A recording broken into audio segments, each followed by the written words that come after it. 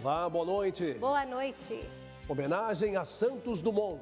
Força Aérea Brasileira comemora os 150 anos de nascimento do pai da aviação. Dados apontam que o Brasil tem o menor número de mortes violentas em 11 anos.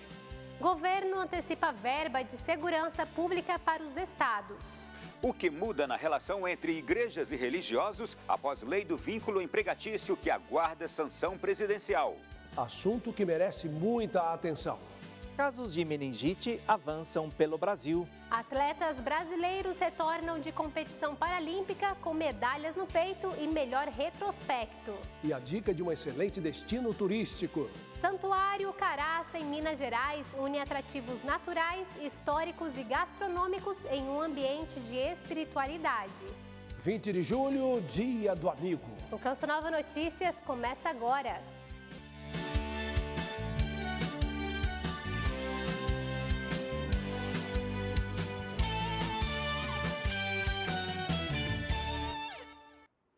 Os senadores aprovaram um projeto de lei que proíbe vínculo empregatício entre igreja e religiosos. Vamos chamar Ronaldo da Silva em Brasília, que tem mais informações. Boa noite, Ronaldo. Boa noite, Reinaldo. Boa noite, Yara, e a toda a nossa audiência nesta noite. O texto inclui igrejas, ordens religiosas, congregações e instituições de ensino confessional, também seus ministros, pastores, presbíteros, bispos, freiras, padres e quaisquer religiosos com atribuições semelhantes. Veja agora os detalhes na reportagem de Aline Campelo. O projeto de lei foi aprovado em regime de urgência no plenário do Senado Federal e já segue a sanção presidencial. O assessor jurídico da Conferência Nacional dos Bispos do Brasil explica que os ministros de confissão religiosa recebem a côngrua, contribuição financeira para o sustento do pároco, que não é regida pela CLT. Ele apenas consagra o entendimento já há muito consolidado, inicialmente na própria Justiça, por uma jurisprudência já bastante consolidada do Tribunal Superior do Trabalho e que depois também foi transformado em lei, só que nesse caso específico para a Igreja Católica, por meio do Acordo Brasil-Santa Sé de 2010. Entendimento vivido entre os religiosos. Nós, os padres, não falamos em salário, nós recebemos côngruas. Até o nome se diferencia para mostrar que nós não somos uma empresa, nós não somos uma entidade lucrativa, mas uma igreja que está a serviço. O texto aprovado no Senado inclui novos dispositivos ao artigo 442 da Consolidação das Leis Trabalhistas. O intuito é evitar a caracterização de vínculo ou contrato de trabalho entre qualquer instituição religiosa e cargos sacerdotais e similares.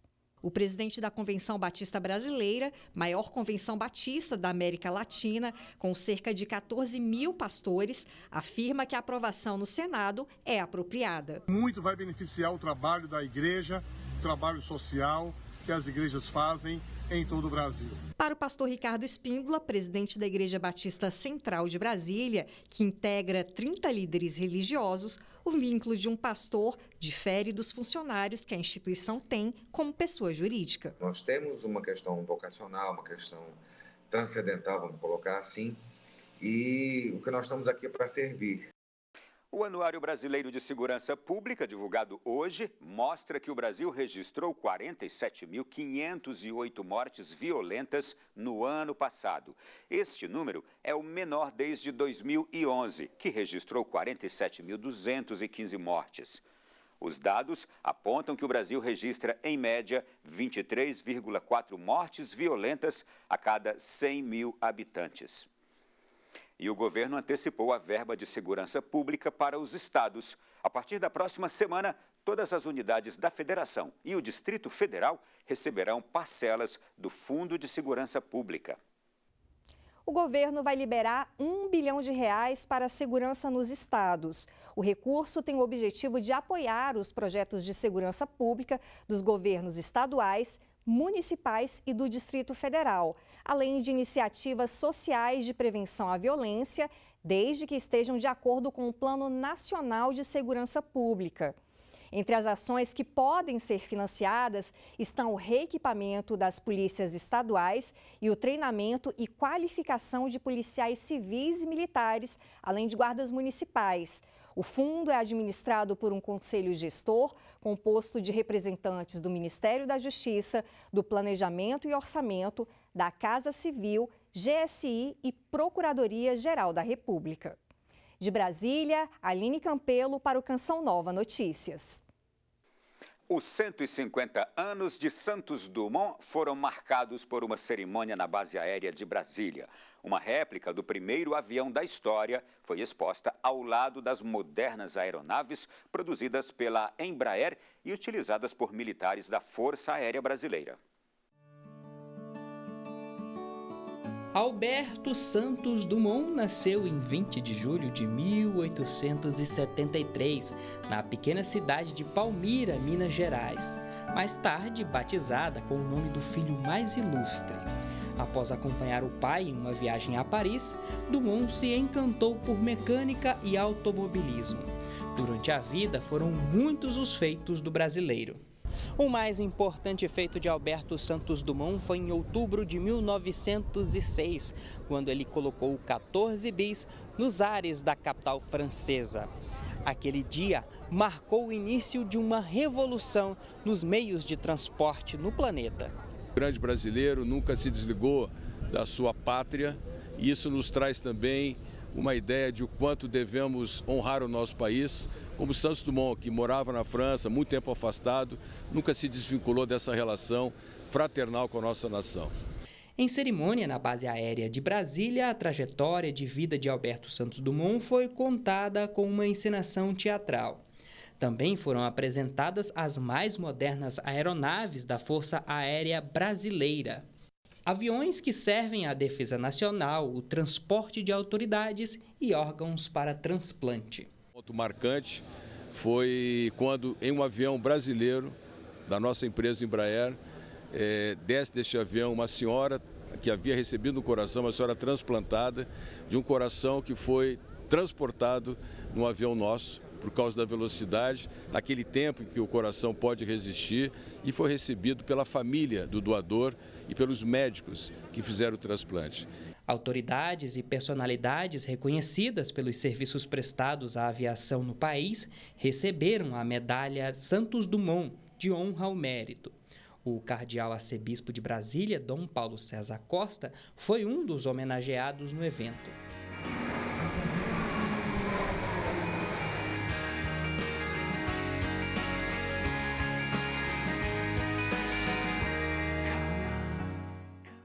Voltamos para falar de saúde, chamando o Sidney Fernandes na capital paulista, porque lá houve um aumento de casos de meningite. Boa noite, Sidney. Não só em São Paulo, a doença vem ganhando força em todo o país. Boa noite a vocês na Central de Jornalismo e boa noite a todos que agora nos acompanham. A imunização contra a meningite é feita no Brasil desde a década de 1970. No entanto, nos últimos anos, a baixa procura pelo imunizante pode ter contribuído para o aumento de casos da doença. William tinha 4 anos quando recebeu o primeiro diagnóstico de meningite bacteriana. Hoje, aos 20, o rapaz já teve 6 vezes a doença, um caso raro na medicina. A mãe, Silvane, ainda busca por respostas. Aonde a gente consegue ver aquela luz no fim do túnel, a gente vai atrás investigar para descobrir o que acontece. A meningite é uma inflamação nas membranas que envolvem o cérebro e a medula espinhal. As mais comuns são bacterianas e virais. Os sintomas incluem rigidez na nuca, vômitos, febre, mal-estar, dor de cabeça, aumento da moleira em crianças e convulsões. A viral, via de regra, é mais benigna que a bacteriana e vai ter uma melhora espontânea na maioria das vezes. A bacteriana já pode ser mais grave e necessita tratamento antibiótico, hospitalizações são mais longas. De acordo com o Ministério da Saúde, até agora, há 5.708 casos de meningite no país. A vacina referente à doença faz parte do Plano Nacional de Imunização. Um dos fatores para o aumento no número de casos é a queda na procura por vacinas. Na cidade de São Paulo, por exemplo, o número de vacinados com o imunizante meningo C é de 82%. E a meta é de 95%. Já para a vacina ACWY, o número é de 58%, com uma meta de 80% de vacinados. Durante o período da pandemia, houve uma redução da cobertura vacinal, até porque muita gente tinha medo de ir ao posto de saúde. Quando as pessoas normalizaram as suas vidas, a meningite acabou retornando. Felizmente, William não teve sequelas. A mãe lembra que ele sempre enfrentou bem os tratamentos. Na infância, se recuperou do coma. Testemunho que fortaleceu a fé da família. E como eu não podia ficar na UTI, e quando eu saía, eu pedia para Nossa Senhora, porque ela era mãe, ela é mãe, e eu não podia ficar, e ela poderia. Quando ele voltou, ele comentava que tinha uma senhora de branco que ia lá no leito, né, na UTI, e chorava junto com ele e dizia que não precisava ele ter medo, que ela estava ali, que era a mãezinha, e que ela estava ali para proteger ele. Em instantes, a gente volta com outros destaques da capital paulista. Até já! Até já, Sidney, muito obrigado, hein? Agora a gente vai saber como é que fica a previsão do tempo para amanhã em todo o país. Yara. Esta quinta-feira foi de tempo mais frio e nublado, com formação de nuvens de chuva em algumas áreas do país. Vamos conferir como vai ficar o tempo amanhã, sexta-feira. Imagens da cidade de Santo Antônio do Monte, em Minas Gerais, mostram o avanço de um temporal no município na tarde da última quarta-feira, com nuvens carregadas e pancadas de chuva. Para amanhã, a previsão é de chuva moderada do centro-norte, do Amazonas ao norte, do Pará, também de Pernambuco ao sul da Bahia. A chuva diminui nas regiões sudeste e sul. Persiste sem alerta sobre o litoral de São Paulo, na Baixada e litoral norte fluminense, em todo o Espírito Santo, noroeste de Minas Gerais, além de áreas do litoral paranaense, nordeste de Santa Catarina e litoral gaúcho. O sol mantém o tempo firme no interior do país e as temperaturas voltam a subir gradualmente. Amanhã em Cuiabá, a máxima chega aos 34 graus, 24 em Belo Horizonte, 22 em São Paulo. Já no sábado, Cuiabá mantém os 34, Belo Horizonte vai para 25 e São Paulo 24 graus. Já esquenta um pouquinho. As noites e madrugadas ficam na casa dos 16 graus em Goiânia, 14 em Belo Horizonte, 13 em São Paulo e também em Porto Alegre. Um friozinho bom para dormir. Bom, por hoje é só. Reinaldo? Olha, de um lado o calor extremo, do outro enchentes e tornados. O clima tem complicado a vida de muitos americanos. Segundo os cientistas, reflexos da mudança climática. Nos Estados Unidos, as chuvas fortes causaram inundações e interromperam a energia em mais de 90 mil casas e empresas no Kentucky. As tempestades derrubaram linhas de transmissão e árvores. Quem mora na fronteira com o Tennessee viu as águas invadirem ruas e casas. Um poderoso tornado destruiu edifícios e derrubou árvores em parte da Carolina do Norte. O prédio de uma farmacêutica ficou destruído. Imagens aéreas mostram empresas e carros sob os escombros. O Parque Nacional do Vale da Morte é o ponto mais baixo de toda a América do Norte, a 86 metros abaixo do nível do mar. O local é conhecido pelo calor escaldante, especialmente nesta época do ano. Eu nem sei o que pensar. Essa é a primeira vez que a turista espanhola visita o parque e diz que o calor é tão intenso que nem consegue pensar. Nico é um dos guardas local. O calor tenta escapar à noite, mas não consegue e é forçado a voltar e reaquece como um forno de convecção. Ele diz que mesmo à noite o calor é forte. Responder às ondas de calor prolongadas é o principal desafio dos governos neste verão do hemisfério norte. Os custos para manter centros de resfriamento e apoio às operações gera certa tensão econômica. Impressionante de um acidente envolvendo 2 carros na Argentina. Foi em um cruzamento da área central da cidade de La Plata. Na cena congelada, preste atenção na mulher na faixa de pedestres. Ela lucrou o que a igreja chama de livramento. Os motoristas dos 2 carros também se livraram do pior, com apenas ferimentos leves. A cena congelada outra vez revela mais 2 pontos importantes. Os 2 semáforos estão vermelhos e os 2 motoristas avançaram o sinal fechado. As imagens das câmeras de vigilância revelam falhas de conduta dos motoristas e do sistema de sinais no centro de La Plata e uma mulher assustada e grata a Deus por tamanha misericórdia por sua vida. Começou hoje na Austrália e na Nova Zelândia a Copa do Mundo de Futebol Feminino. Em um mês, 32 países vão disputar o tão sonhado título. Pois é, desde o último Mundial, muita coisa mudou para as meninas que correm atrás da bola. Para entender um pouco mais sobre esses avanços e os sonhos dessas profissionais, nossa equipe conversou com algumas atletas do América Futebol Clube de Minas Gerais. Nos últimos anos, o futebol feminino passou por alguns avanços. No Brasil, os principais aconteceram após a última Copa do Mundo na França. Um deles ocorreu em 2019, quando clubes masculinos da Série A do Campeonato Brasileiro e da Libertadores passaram a ter equipes femininas. A mudança trouxe grande alegria para quem sempre sonhou em viver do esporte. Hoje meu trabalho é ser atleta profissional. Graças a Deus eu sou. Não foi nada fácil, né? Porque desde novinha, muito tempo atrás, não tinha a visibilidade que tem hoje, o investimento que tem hoje.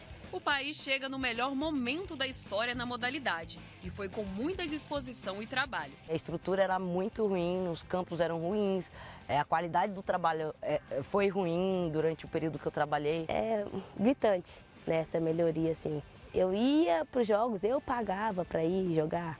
Então, melhorou bastante. Mudanças que motivam e semeiam esperança nas próximas gerações que sonham com novas conquistas. Eu peguei a transição, né, de muitos atletas aí, as que estão na seleção, já joguei com algumas nas categorias de base da própria seleção. E as que estão chegando, estão vindo com uma bagagem boa, com uma experiência muito melhor, com uma estrutura muito melhor de trabalho. E hoje os times estão investindo mais, está tendo mais visibilidade, né? Mais empresas estão apoiando. E por que não a possibilidade de viver novos sonhos? O sonho é pegar a amarelinha, né? Quem nunca sonhou e não sonha? Assim, igual tem mães, como eu tenho um filho, então a gente viver do futebol. Acho que esse é o sonho, fazer o que a gente gosta e não precisar de fazer outra coisa, a gente viver daquilo. Olha, o meu sonho, eu ainda quero muito voltar para jogar fora do país e jogar uma liga bem forte e conquistar títulos por lá.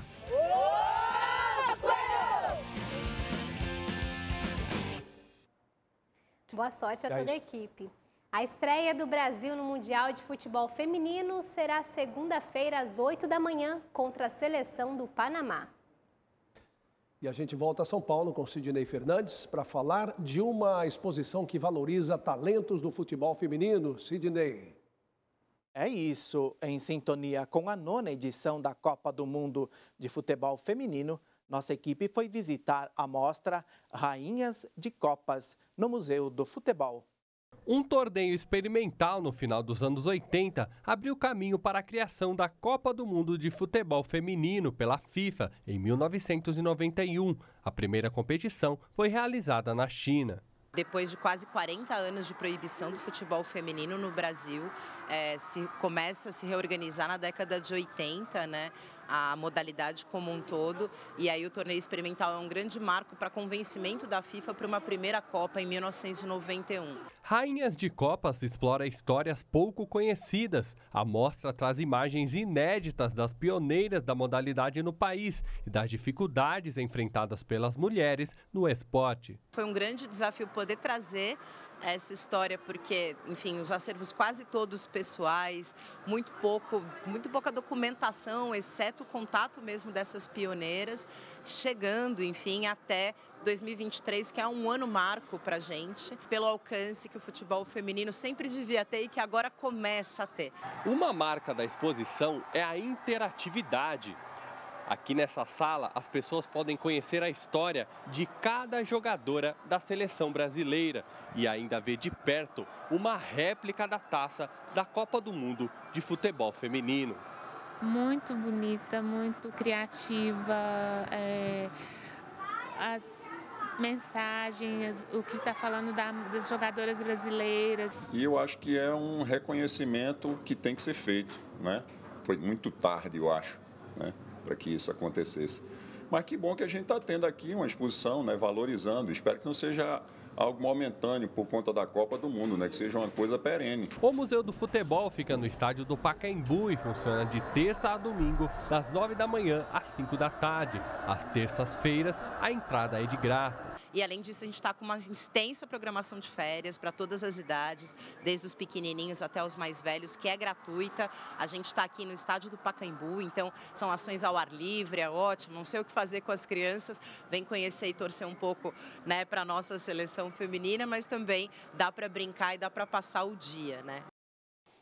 E agora prepare-se para mergulhar em uma das obras de arte de maior importância do mundo. Estamos falando da Capela Sistina, que segue em cartaz até o fim do mês aqui em São Paulo.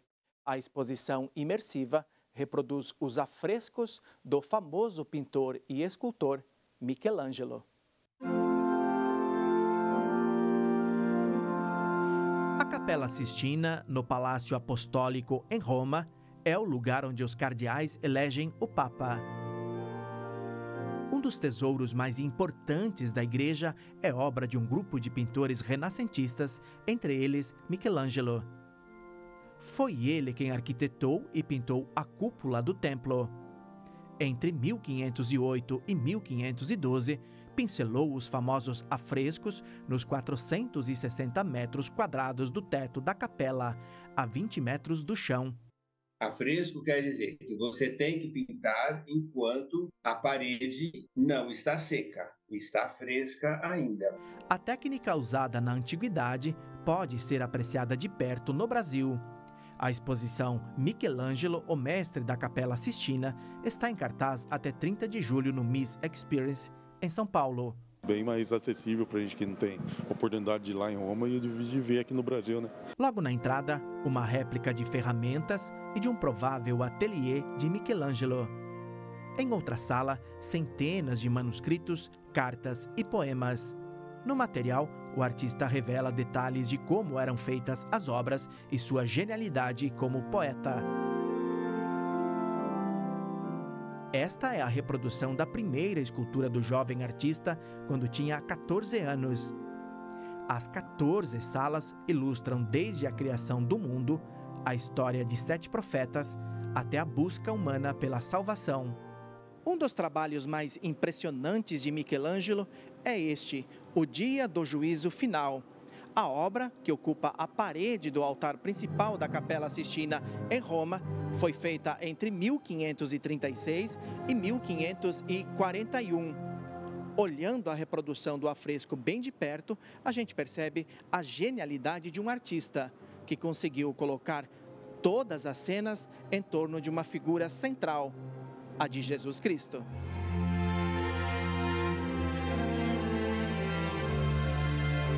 A reprodução em larga escala está na última sala da exposição. A projeção gigante resume um dos maiores tesouros da humanidade, que mudou o conceito de arte no Ocidente. O Michelangelo foi genial em reunir que dentro da religião ocidental o cristianismo é a maior influência que a gente tem, a maior orientação, né? Essa exposição permite que a gente tenha um conhecimento intelectual, né, por toda essa visita guiada que eles oferecem. Se Deus cria o corpo do homem, do Adão, belo, imagina você o que é que o Michelangelo pensou ao fazer o corpo de Deus. Então, esse corpo de Deus é acima da perfeição.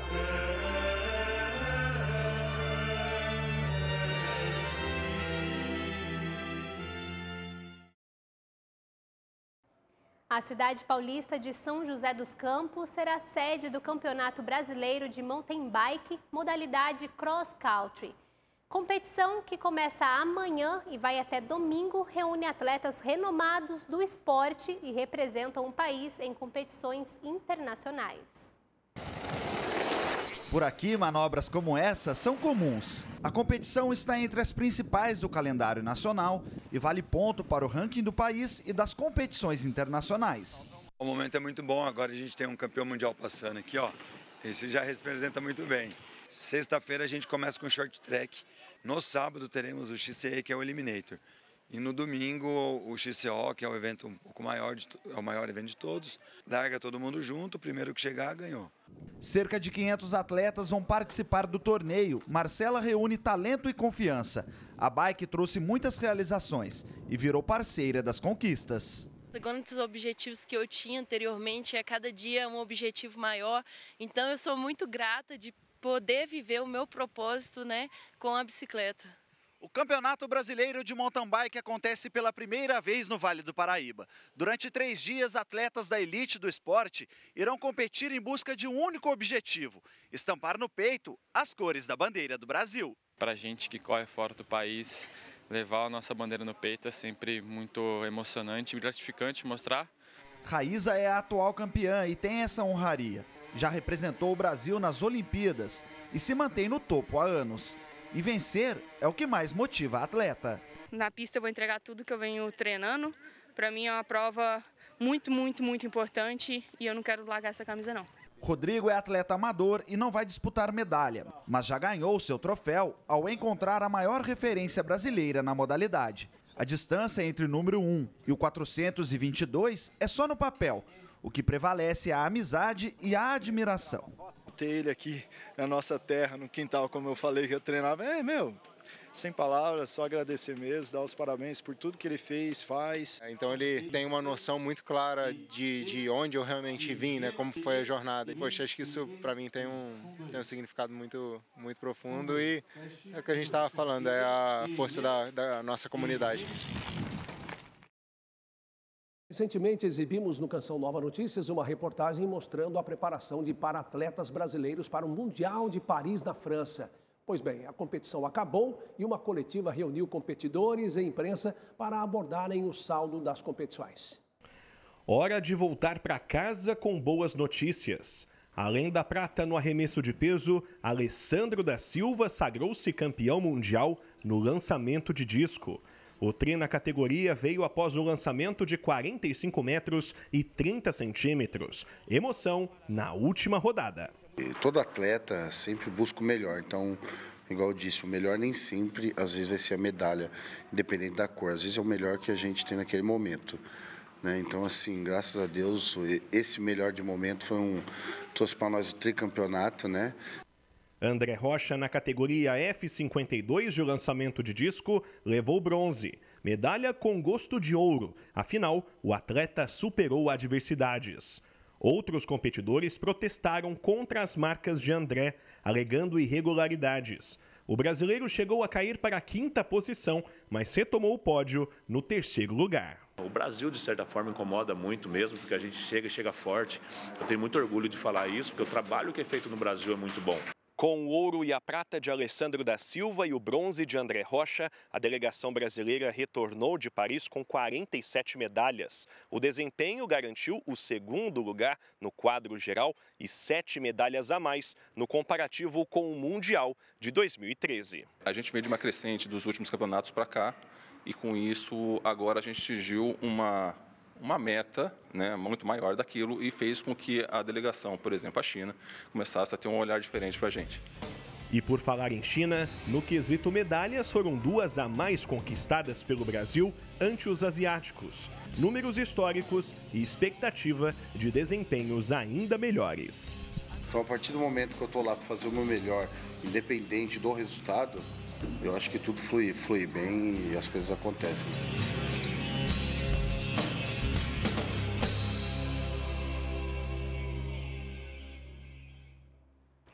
parabéns aos atletas. Vamos falar do Santuário do Caraça, em Minas Gerais. O destino turístico oferece diversos atrativos naturais, históricos e gastronômicos em um ambiente de espiritualidade. Localizado entre os municípios de Santa Bárbara e Catas Altas, a cerca de 120 quilômetros de Belo Horizonte, o complexo do Santuário do Caraça é um patrimônio cultural do Brasil fundado no século XVIII. O Santuário do Caraça foi fundado em 1770 por um eremita chamado Irmão Lourenço de Nossa Senhora, português, que veio fazer fortuna no Brasil, deixou as minas de diamante em Diamantina e comprou uma sesmaria, que é essa propriedade do Caraça e compreende em torno de 12 mil hectares de terra. Após a morte de Irmão Lourenço, o local passou a ter um colégio e um centro missionário atendendo ao desejo do religioso. O colégio do Caraça era um colégio masculino, né?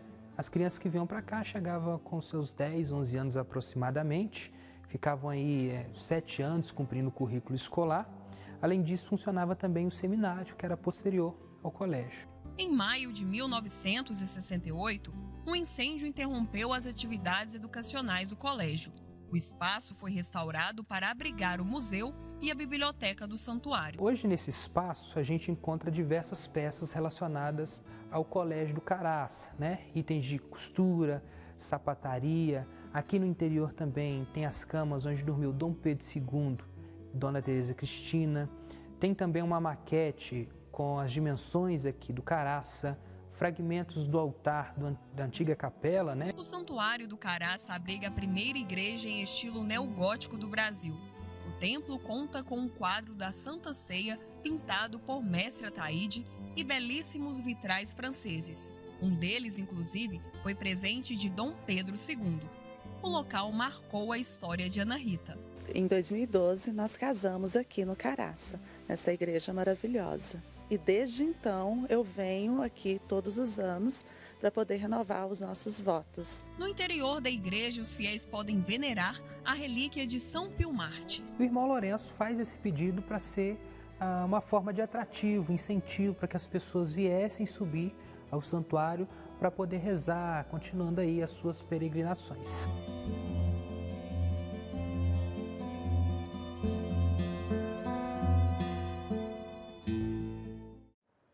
Amanhã, uma tradição do local conhecida como Hora do Lobo. O Canção Nova Notícias fica por aqui. Assista agora a transmissão da Santa Missa. Nos vemos amanhã. Uma ótima noite a você. Boa noite, paz para você.